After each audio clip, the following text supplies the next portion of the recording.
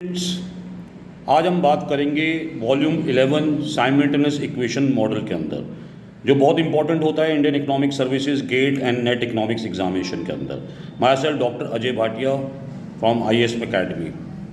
Simultaneous equation जब दो या दो से ज़्यादा इंडिविजुअल वेरिएबल्स एक दूसरे को इन्फ्लुएंस करते हैं साइमल्टेनियसली, तो इसी मॉडल्स को हम कॉमन होता है मैक्रो इकोनॉमिक्स के अंदर, इंटरनेशनल ट्रेड के अंदर और सिस्टम बेस्ड एनालिसिस के अंदर इसका काफ़ी ज़्यादा यूज़ कर दिया जाता है।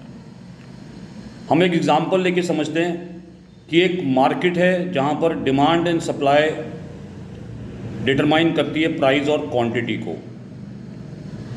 जो price effect demand and demand effect price, मतलब प्राइस डिमांड को अफेक्ट करेगी और डिमांड प्राइस को अफेक्ट करेगा।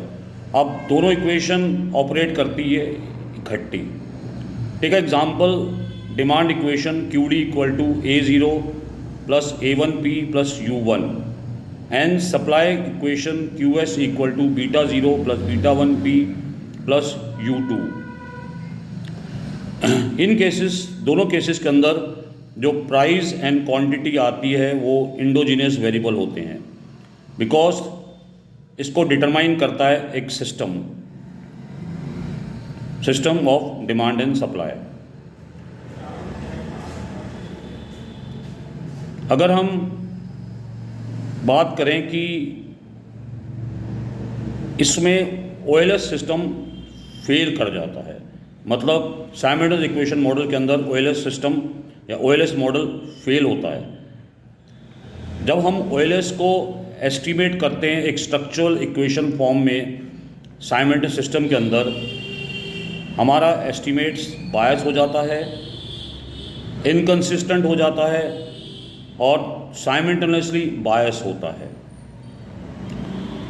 क्योंकि इसमें जो इंडोजीनियस वेरिएबल्स हैं वो आपस में कोरिलेट कर जाते हैं एरर टर्म के साथ और हमारी OLS अजम्पशंस को वायलेट करता है, जो आप प्रीवियस वीडियोस में भी देख सकते हो, जिसमें हमने CLRMR की बात की थी और उसकी वायलेशन की बात की थी।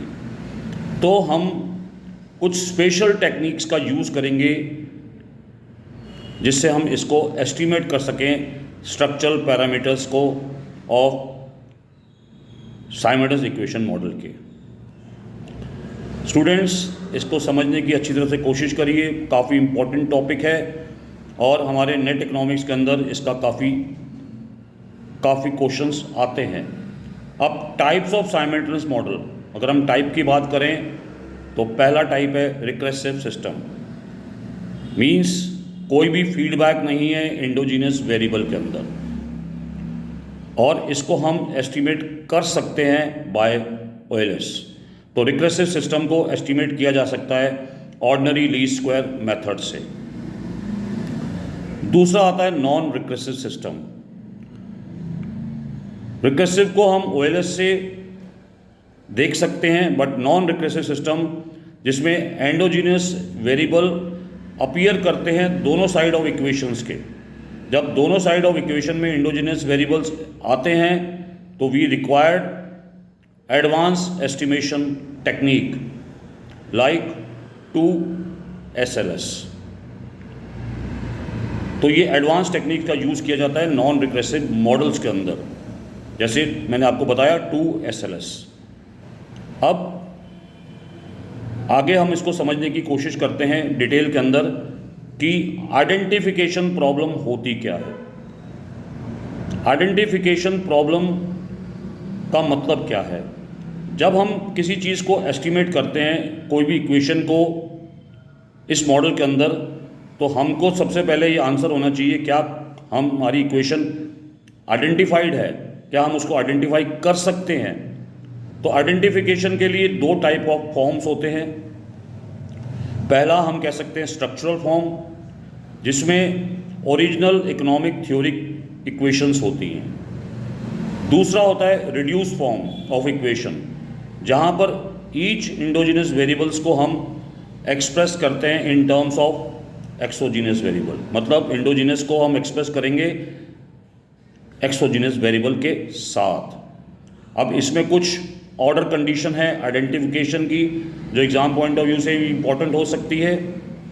तो अगर हमको आइडेंटिफाई करना है कोई भी इक्वेशन को, तो we must exclude enough variable, जो भी एक्सक्लूड है वेरिएबल्स को उसको हटाना पड़ेगा।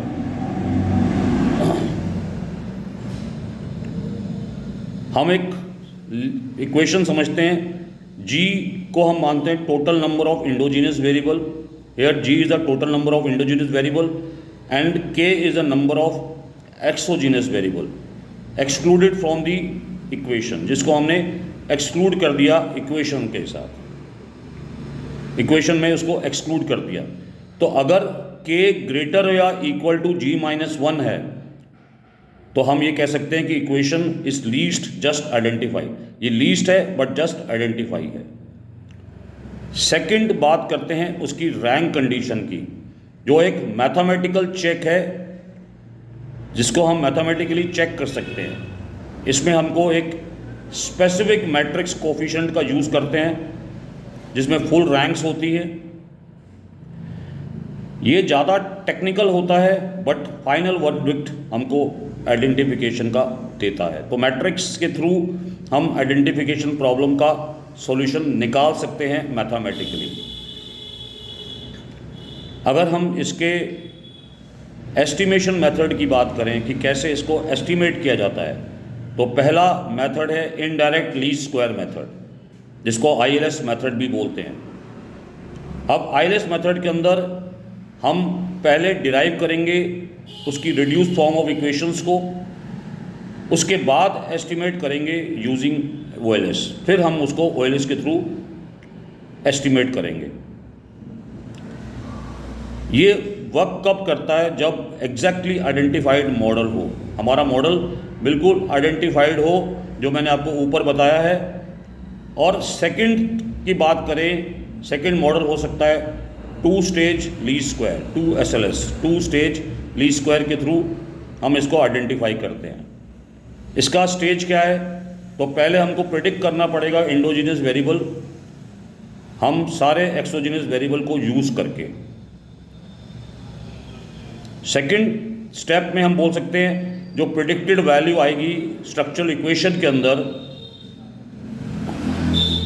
यही सबसे इम्पोर्टेंट या पॉपुलर मेथड है साइमल्टेनियस इक्वेशन मॉडल एस्टिमेशन का। दूसरे मेथड एडवांस मेथड हो सकते हैं। अगर हम थर्ड बात करें तो एडवांस मेथड हो सकते हैं जिसमें हम 3 स्टेज लीस्ट स्क्वायर का यूज़ करते हैं।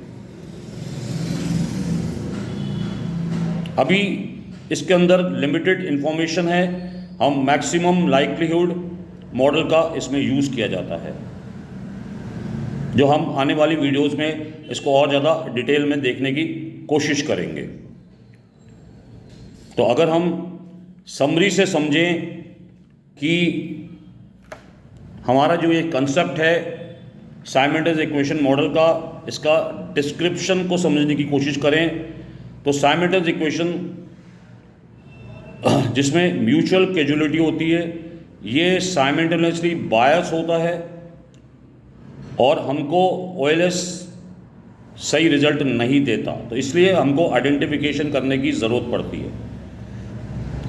इसलिए हमको टेस्ट करना पड़ता है कि ये इक्वेशन एस्टिमेटेड हो सकती है, जिससे हम इसको रिड्यूस फॉर्म में कन्वर्ट करेंगे और कोफिशिएंट या 2 SLS मेथड का यूज़ करेंगे, जो काफ़ी वाइडली यूज़ होता है और एंडोजेनिटी के लिए भी करेक्ट होता है। अगर हम कंक्लूड करें अपनी पूरी वीडियो को, तो साइमल्टेनियस इक्वेशन मॉडल बहुत असेंशियल है in economic modelling. Economic modelling को समझने के लिए साइमल्टेनियस इक्वेशन की बहुत ज़्यादा ज़रूरत पड़ती है, और अंडरस्टैंड करने के लिए कैसे हम साइमल्टेनियस इक्वेशन मॉडल में का रिज़ल्ट क्रेडिबल लाएं, अनबायस लाएं और एस्टिमेट करें रियल वर्ल्ड पॉलिसी को। फोरकास्टिंग में हेल्प करता है, मैक्रो इकोनॉमिक एनालिसिस में इसकी हेल्प होती है। अगले लेक्चर में हम लोग बात करेंगे डायनेमिक मॉडल की, डिस्ट्रीब्यूटेड लैग मॉडल्स की, जो एक्सप्लोर करेगा time based adjustment in economic behaviour. तो आप मीनवाइल, आपको अगर वीडियो अच्छा लगा तो हमारी IMS एकेडमी को सब्सक्राइब करिए, लाइक करिए, शेयर करिए, और अगर कोई प्रॉब्लम है तो कमेंट करिए।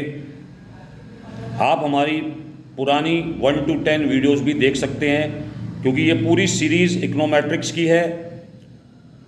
अगर आपको कुछ पूछना है या आपको कुछ नई वीडियोस ऐड करवानी है तो आप हमें बताइए। Thank you very much.